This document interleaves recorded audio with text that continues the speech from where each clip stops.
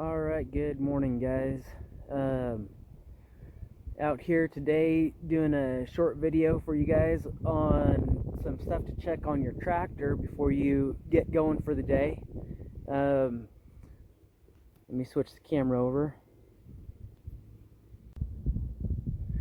So the first thing that we want to check every day before we get going is the oil. And this is an older tractor. It's a 1979 John Deere. And so over here on the bottom is the dipstick for the oil. You can see that we've got some oil on there, but anytime you want to check it, you want to see if I can do this. You want to wipe off the old oil, or the oil that's already on there.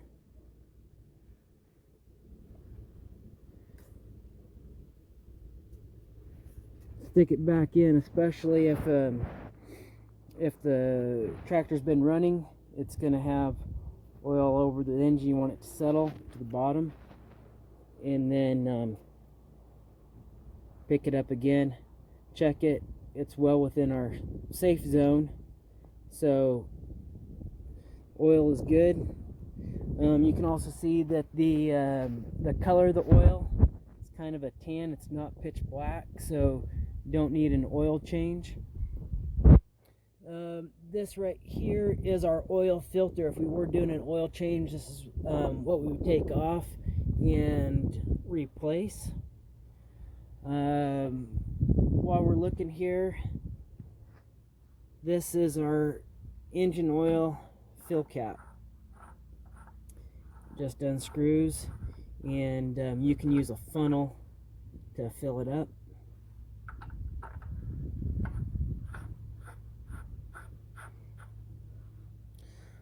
Also, something that we're going to check real regular is the coolant. And there's two caps up here on this particular tractor. This one is for our fuel, and this one is for the coolant.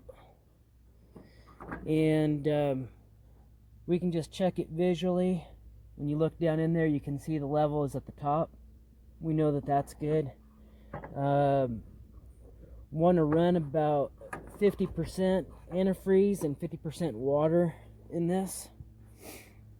If we do need to fill it up, we're going to take this cap off here to fill it up, but we have a fuel gauge, so as we're driving it, we have a pretty good idea of when it needs to get filled up.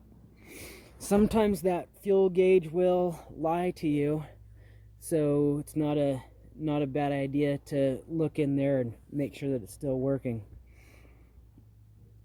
So what I mean is that sometimes it'll say that it's full, or that it has fuel in it, and then you end up running out, and then that becomes a pain in the butt, because you have to either bleed your injectors or do a bunch of other stuff to get it going again. This is our air filter, and I'm gonna screw this wing nut off, and set it right here. And this tractor here has an outer air filter and an inner one. This outer air filter is meant so that you can take it off. There's a washer here, we don't want to lose that.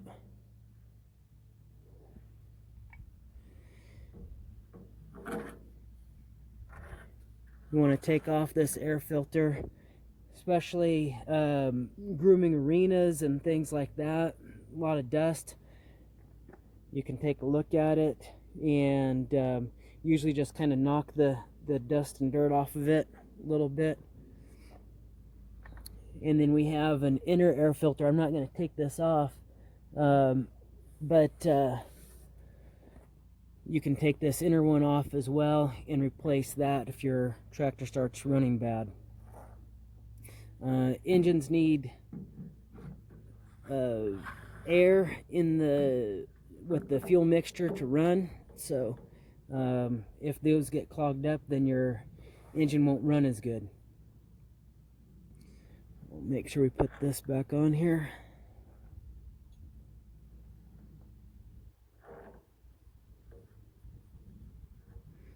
It's trying to snow on us right now.